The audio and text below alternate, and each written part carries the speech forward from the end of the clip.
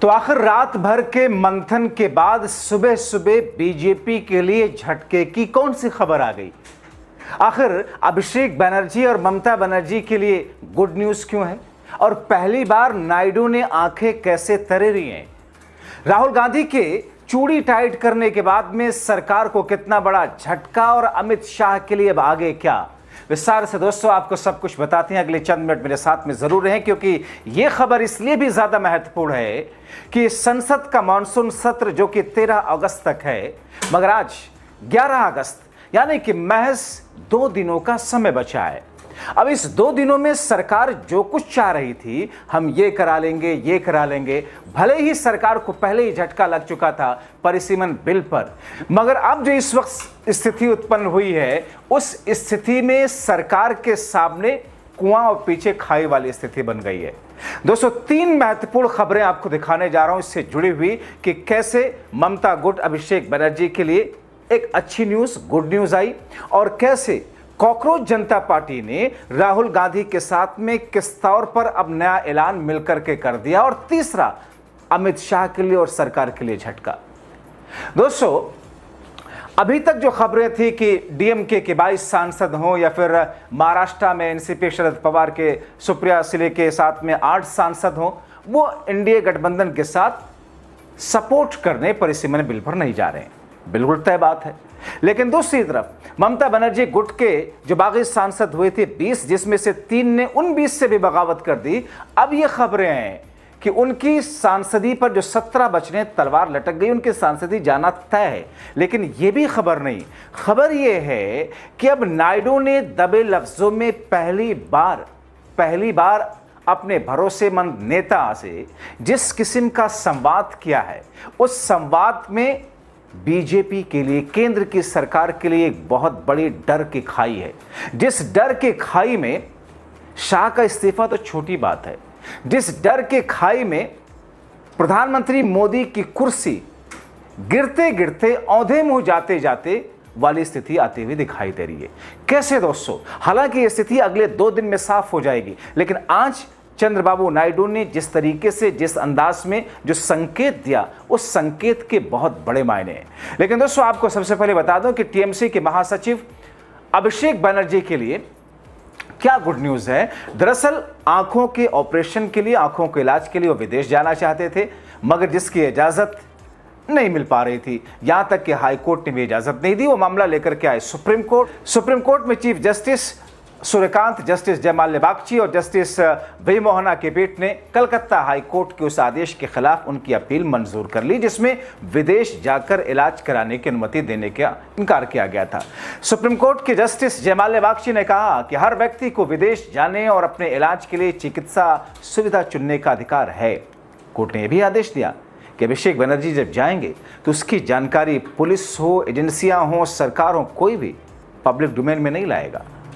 मतलब बीजेपी और इसकी एजेंसियां अभिषेक बनर्जी की यात्रा के बारे में किसी भी तरह से कोई सीक्रेसी लीक नहीं करेंगे। मगर दोस्तों यहां भी भाजपा सरकार के झटके लगने के साथ ही बीजेपी सरकार की तरफ से पेश सॉलिसिटर जनरल ने उस याचिका का विरोध किया। कहा कि बनर्जी के खिलाफ 16 मामले लंबित हैं, आशंका है कि विदेश जाने के बाद वापस नहीं लौटेंगे, मगर पीठ ने खारिज कर दिया। कहा नहीं, इजाजत दी जा सकती है और सबको उसका अधिकार है। मगर इन तमाम चीजों के बीच में दोस्तों, कल जैसा कि मैंने शाम को आपको बताया था कि राहुल गांधी ने जिस तरीके से सरकार को चारों तरफ से घेरा है, और राहुल गांधी की जो शक्ति है, विपक्षी सांसदों की उस शक्ति में जिस तरीके से अभिजीत दीपिके और जेनजी की शक्ति मिली है, उसमें अब सरकार बैकफुट पर जाती हुई दिखाई दे रही है। दोस्तों इसी बीच में राहुल गांधी ने कल जैसा कि 3 शर्तें रख दी थी कि अब 3 दिन बचे हुए हैं संसद के भीतर मानसून सत्र के, उन 3 दिनों में अमित शाह को आकर के किसी भी मुद्दे पर बयान नहीं देना है, जिम्मेदारी लेनी है, जवाबदेही तय होनी है और मोदी को माफी मांगनी है, जैसा कि पिछले शो में विस्तार से मैंने आपको बताया। लेकिन इसी बीच में अभिजीत दीपिके ने उस चूड़ी को एक और साइज में टाइट किया। अभिजीत दीपिके ने मोदी शाह की सरकार को आखिरी चेतावनी देते हुए जो कुछ कहा, उसने मोदी सरकार को देश की जनता के बीच और नंगा किया। दोस्तों मैं नंगा जैसे शब्दों का प्रयोग नहीं करना चाहता, ना करता हूं, मगर ये तो खुद मोदी जी ने कांग्रेस पार्टी के लिए किया था। कि कांग्रेस पार्टी बिना कपड़ों की होगी, कांग्रेस को पार्टी तो है ही पहले से नंगी।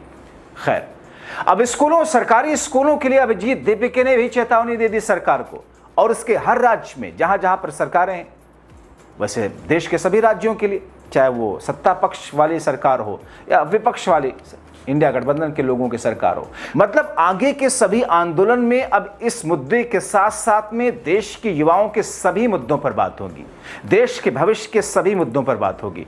अभिजीत दीपिका को सुनिए। हेलो एवरीवन, इस 15 अगस्त को हमारा 80th इंडिपेंडेंस डे है, लेकिन 80 इयर्स में अगर सबसे ज़्यादा कोई चीज़ निगलेक्ट हुई है, सबसे ज़्यादा कोई चीज़ इग्नोर की गई है, तो वो है हमारे गांव में जो सरकारी स्कूल होते हैं वो। 80 साल में हम लोगों ने गांव में जो स्कूल होते हैं उन पर ज़रा भी काम नहीं किया है। हमने नई पार्लियामेंट बना दी, नया पीएम हाउस बना दिया, तो हम नए स्कूल्स क्यों नहीं बना पाए हमारे गांव में? क्या हमारे गांव में जो किसान और मज़दूर के बच्चे पढ़ते हैं उन स्कूलों में, क्या उन्हें हम अपने देश का भविष्य नहीं मानते? आज तक हमने उन बच्चों के लिए क्या किया और क्यों उनको हम आज तक वो फैसिलिटीज़ प्रोवाइड नहीं कर सके जो किसी बच्चे को एक बड़े सिटी में मिलती है? आज भी गांव के बच्चों को पैदल चलकर पता नहीं कितने दूर जाना पड़ता है स्कूल अटेंड करने के लिए, और वहां जाने के बाद ना पानी की फैसिलिटीज़ होती है, ना टॉयलेट की फैसिलिटीज़ होती है। इससे खास करके जो छोटी लड़कियां होती हैं उनको कितनी दिक्कत होती है। तो मुझे लगता है कि इस 15 अगस्त को अगर हमको किसी चीज़ पर ध्यान देना चाहिए, एक नई शुरुआत अगर करनी चाहिए, तो वो शुरुआत हमारे सरकारी स्कूलों को ठीक करके करनी चाहिए। और इसके लिए मैं खुद अपने गांव हिंगोली जाकर वहाँ के सरपंच से रिक्वेस्ट करूँगा कि प्लीज़ आप गांव का स्कूल ठीक करिए। और उसके साथ साथ जितने भी सरपंच ये वीडियो देख रहे हैं, मैं उन सभी लोगों से अपील करता हूँ कि एक चांस है हम लोगों के पास अब कुछ नया करने का, कुछ अच्छा करने का, तो क्यों ना हम जितने भी गांव में सरकारी स्कूल हैं उन स्कूलों को ठीक करें, उन स्कूलों को बेहतर बनाएं, ताकि जो किसान और मजदूर के बच्चे गांव के स्कूलों में पढ़ सकते हैं, उनको भी लगे कि वो भी इस देश का भविष्य है। तो अगर गांव के सरपंच अपने गांव का स्कूल ठीक करते हैं, तो हम उसके बाद उन स्कूलों के फ़ोटो लेकर उस सरपंच का नाम भी बताएंगे और गांव का नाम भी बताएंगे, हमारे सोशल मीडिया पर हम पोस्ट करेंगे CGP पर, और हम आप लोगों को क्रेडिट देंगे, ताकि आप लोगों को देखकर, आपने जो स्कूल ठीक करे उसको देखकर कई और दूसरे सरपंच भी अपने गांव के स्कूल ठीक करना शुरू करें। और इसके साथ साथ हम एक और चीज़ करना चाहते हैं, वो है सोशल ऑडिट। तो जितने भी पेरेंट्स हैं जिनके बच्चे सरकारी स्कूलों में पढ़ते हैं, मैं उन पेरेंट्स से रिक्वेस्ट करता हूँ कि आप अभी एक सोशल ऑडिट करना शुरू कर दीजिए। आप अपने बच्चों के स्कूलों में जाइए, देखिए क्या वहाँ पर बेसिक फैसिलिटीज़ अवेलेबल है या नहीं, देखिए वहाँ पर बिजली आती है या नहीं, पानी आता है या नहीं, क्या आपके बच्चों को वॉशरूम की फैसिलिटीज़ मिलती है या नहीं, मिड डे मील्स मिलते हैं या नहीं। और अगर ऐसा नहीं होता है तो आप उसकी वीडियोस बनाइए, क्योंकि आपके बच्चों की जो स्कूलिंग है वो अच्छी होनी चाहिए। वो आपका फंडामेंटल राइट है, आपके बच्चों का फंडामेंटल राइट है। इसके लिए हम एक फॉर्म भी इशू करेंगे जो हम आप लोगों को जल्दी शेयर कर देंगे, जिसको आप प्रिंट करके फिल कर सकते हैं और बता सकते हैं आपके बच्चों के स्कूल में कौन सी फैसिलिटीज़ अवेलेबल है और कौन सी फैसिलिटीज़ अवेलेबल नहीं है। उसके बाद आप वो फॉर्म हमें contact@cockroachjantaparty.org पर ईमेल कर सकते हैं। ईमेल में आपको कमेंट सेक्शन में भेज दूंगा, और फॉर्म का लिंक भी हम जल्द आपके साथ शेयर करेंगे। तो आइए एक साथ मिलकर हम एक प्रॉमिस करते हैं सभी बच्चों से जो गाँव में रहते हैं, कि हम उनके स्कूल ठीक करेंगे। एक साथ मिलकर हम ये कर सकते हैं। अगर हम सारे लोग कलेक्टिवली साथ में आकर काम करें, एक्ट करें, सो आई एम वेरी श्योर कि हम हमारे गांव के स्कूल बिल्कुल ठीक कर सकते हैं, because the real India lives in village. तो दोस्तों, एक ऐसी स्थिति जिस स्थिति में बीजेपी दरअसल वक्त गुजार रही है, दिन काट रही है कि कैसे कैसे आखिर के ये 2-3 दिन निकल जाएं। मगर दोस्तों, अगर भारतीय जनता पार्टी वाकई दिन काट करके इस मानसून सत्र को निकालना चाहती है, तो ये दरअसल बीजेपी के लिए इससे बड़ी बेवकूफ़ी और क्या हो सकती है। पहली बार 12 वर्षों में जिस स्तर पर कमज़ोर होकर के खड़ी है, वो मैसेज जनता के बीच में पहुंच चुका है, एक इस्तीफा तो ही चुका है। अब ऐसे में चौतरफा घेराव है, और इस घेराव में राहुल गांधी की नई स्ट्रैटेजी, इस घेराव में अभिजीत दीपिके और जेनजी की ताकत राहुल गांधी के साथ। इंतजार कीजिए क्या शाम तक होता है क्या। आप क्या सोचते हैं, अपने राय कमेंट बॉक्स में जरूर लिखें।